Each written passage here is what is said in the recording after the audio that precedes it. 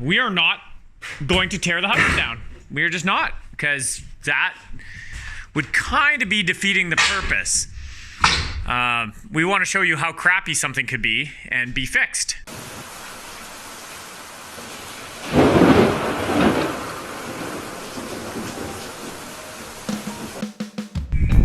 Well, here it is. So, what layers do you feel are on this there, Neil? All of them. Yeah. Yeah, they put wood all on the inside walls of this house. Hopefully it's not load-bearing wood. Look at the size of this board. There's my hand. Just one big piece. There was a few of them down here, another one here. So yeah, we're pretty open concept, and there's definitely some problems. So let's talk about the problems. First problem should be fairly evident, and that's these studs are on 24-inch centers. So those all need to be beefed up. Put a new bottom plate in because there isn't one, and everything needs to be beefed up to 12-inch on center. Now, issue number 2 is none of the headers are sufficient or even existing above the window openings. So they all need to be like, look at this one. Not sure if you can see that. It's a bit dark. Sorry about the window there. It's basically there's no header above this window at all. Like nothing proper. It kind of like would try on a 2x4 and it's flat, but it's obviously insufficient. But then it goes down to there. Up here on the door, same difference. 2x4 on the flat. So, and we're just gonna keep ripping it off. To put it into perspective too, this is the trailer we're using here. It's a fairly low side dump trailer, just on the back of my half ton. 6x10? 6x10 sounds right. Every time we dump it, fill it up as high as we can, pile it high, drywall, whatever, but every time we dump it's 40 bucks. Luckily the garbage dump's only about 10 minutes away.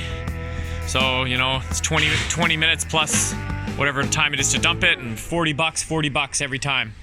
Big plans, really big plans, lots of problems. The walls are all down for the most part. What do you think, Neil? Down there. Yeah. Oh, there she is.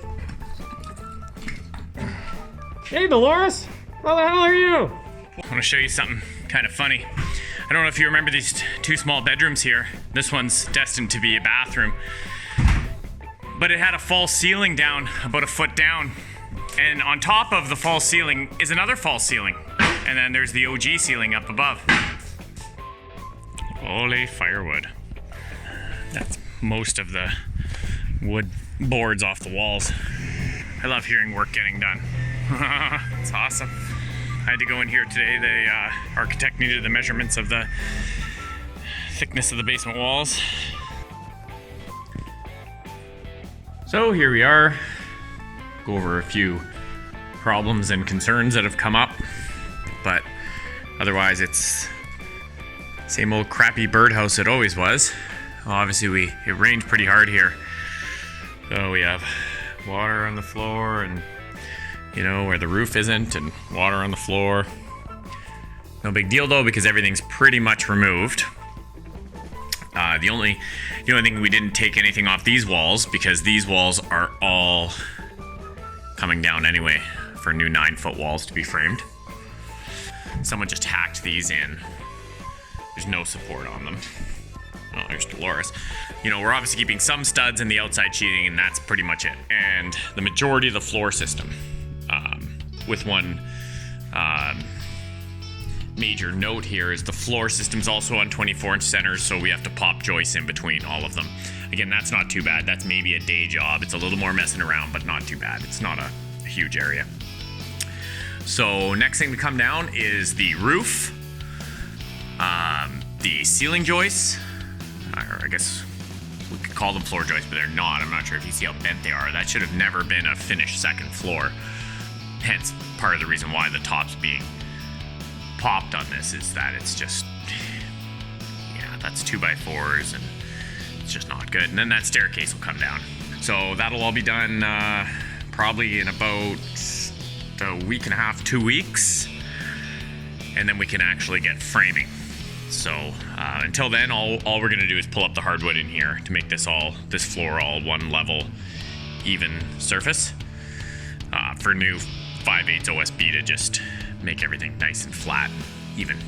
So we picked this location here to break the floor up and check the size of the footing, because if the footing's not big enough, we are SOL. So just kind of to explain, underneath basement walls and under the floor here, there will be a strip footing, the perimeter around the foundation, and that is what holds these walls up on the soil below.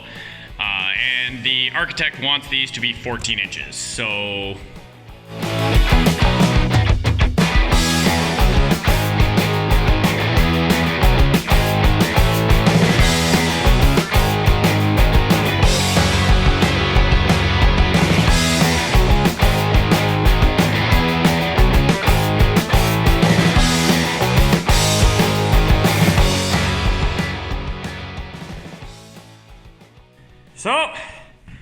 we've got our cut done. So now we're just going to use the little roto hammer to smash it up and cross our fingers. Our dreams will be squashed like the birds in this house.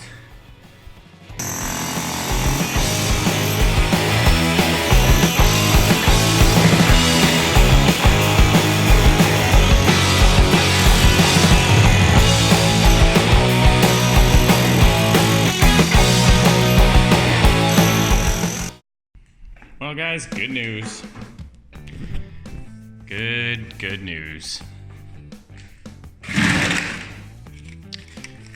She ain't huge, but it's exactly what we need.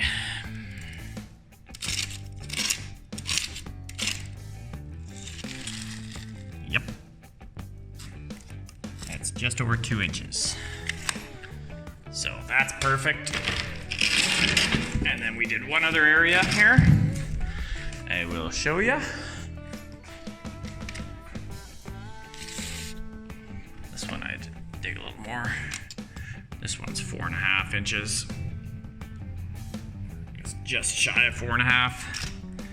And it's about 6.5 inches deep. So we are in good shape as far as footings go. And also,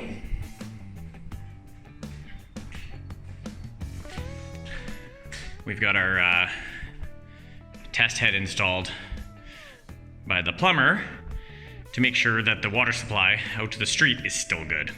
The water's shut off right now from the city, and they require it to be tested to make sure it isn't blown up underground from being unused and potentially freezing, since we're in an area with cold winters. So we'll be getting on this next. All right, so what happens then here is we have the old line's been connected to new line, and he goes ahead and chooches it up with air. Oh, we're at an 80 PSIs or so here. Well, looks like we're good here. We're not leaking on the test head. So I'm gonna open her up.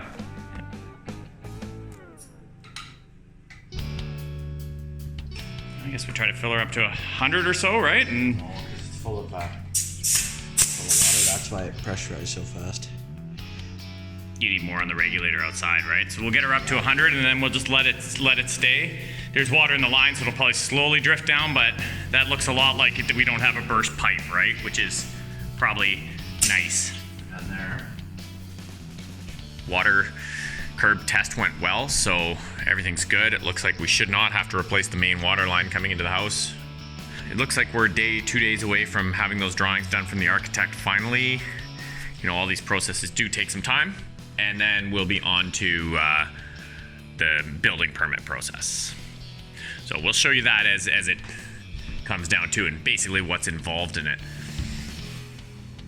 To make note of like what's going on with the pigeons, every day there's about 5 or 6 sitting up there. So they're slowly, I think, finding new homes. By up there, I mean on the roof and, you know, on the tops of walls and stuff here.